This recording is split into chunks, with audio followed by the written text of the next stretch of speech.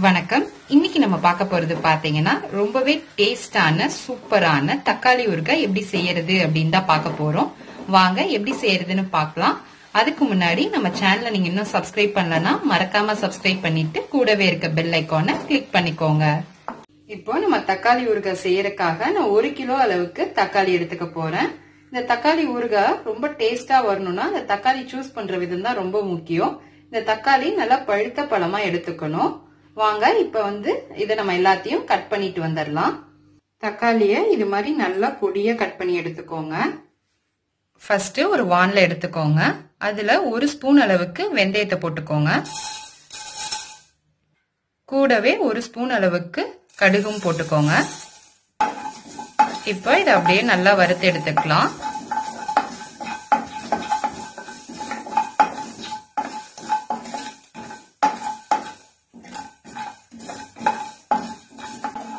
கடுகு இந்த மாதிரி வெடிக்க ஆரம்பிச்சோன்னு இந்த ஸ்டேஜ்ல நம்ம எடுத்துடலாம். இதை நம்ம வேற தட்டுக்கு மாத்தியாச்சு. இதுக்கு நல்லா ஆறட்டும். ஆறின பிறகு நம்ம பொடி பண்ணி எடுத்துக்கலாம். இப்போ அதே வானல்ல வதக்கிறதுக்கு ஒரு 2 ஸ்பூன் அளவுக்கு எண்ணெய் ஊத்திக்கோங்க. இப்போ இது கூட நம்ம கட் பண்ணி வச்சிருக்க தக்காளி பழத்தை ஆட் பண்ணிடலாம்.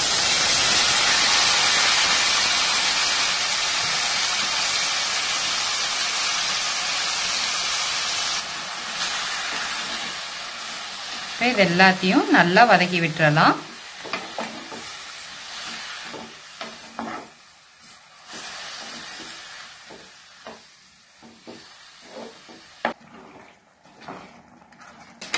இப்போ இது கூட ஒரு 10-15 காஞ்ச மிளகாய் போட்டுக்கலாம். நீங்க உங்க காரத்துக்கு ஏத்தாப்புல சேர்த்திக்கோங்க.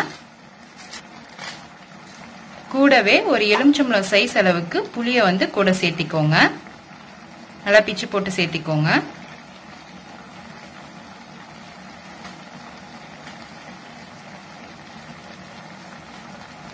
இப்போ இது எல்லாத்தையும் நல்லா நம்ம வதக்கி விட்டுறலாம்.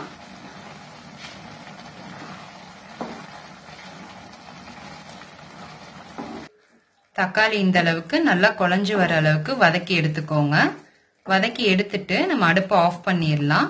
ஆஃப் பண்ணிட்டு நல்லா ஆற விட்டுருங்க. ஆற விட்டுட்டு நம்ம மிக்ஸி ஜாருக்கு மாத்தி நல்லா அரைச்சு எடுத்துக்கலாம். இது மாதிரி நல்லா மையா அரைச்சு எடுத்துக்கோங்க. அடுத்து ஒரு வான்ல எடுத்துக்கோங்க. அதுல ஒரு 6 ஸ்பூன் அளவுக்கு நல்லெண்ணெய் ஊத்திக்கோங்க. நம்ம எந்த அளவுக்கு எண்ணெய் ஊத்துறோமோ அந்த அளவுக்கு கெட்டு போகாம நல்லா இருக்கும். டேஸ்டும் சூப்பரா இருக்கும். எண்ணெய் காஞ்சோன கடுகு 1 ஸ்பூன் போட்டுக்கோங்க. கடுகு நல்லா பொரிஞ்சோன கருவேப்பிலை போட்டுக்கலாம். இது எல்லாமே நல்லா பொரிஞ்சோன நம்ம ஒரு 1/2 டீஸ்பூன் அளவுக்கு பெருங்காயத்தூள் ஆட் பண்ணிக்கலாம். அடுத்து நம்ம அரைச்சு வச்சிருக்க தக்காளி பேஸ்ட கூட ஆட் பண்ணிடலாம்.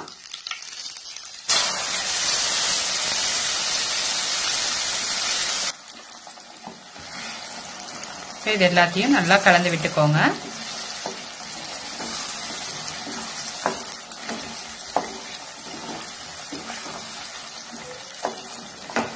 இது மாதிரி நல்லா கலந்து விட்டுட்டு நம்ம பொடி பண்ணி வச்சிருக்க வெந்தயத்தையும் கடுகையும் கூட சேர்த்திடலாம்.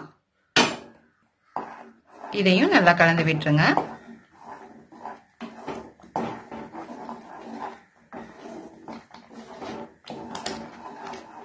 ஒரு 5 நிமிஷத்துக்கு இது மாதிரி நல்லா கலந்து விட்டுட்டே இருங்க.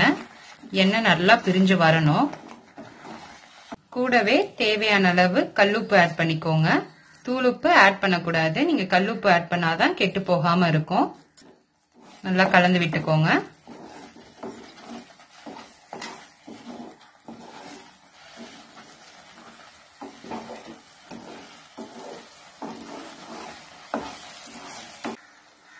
இந்த ஸ்டேஜ்ல இது மாதிரி எண்ணெய் நல்லா பிரிஞ்சு வந்தோன்னு ஒரு சின்ன துண்டு வெல்லம் ஆட் பண்ணிக்கலாம். அப்பதான் அது புளிப்பு காரத்தெல்லாம் பேலன்ஸ் பண்ணும். இப்ப இதையும் நல்லா கலந்து விட்டுறலாம். வெல்லம் நல்லா கரையிற அளவுக்கு கலந்து விட்டுக்கோங்க.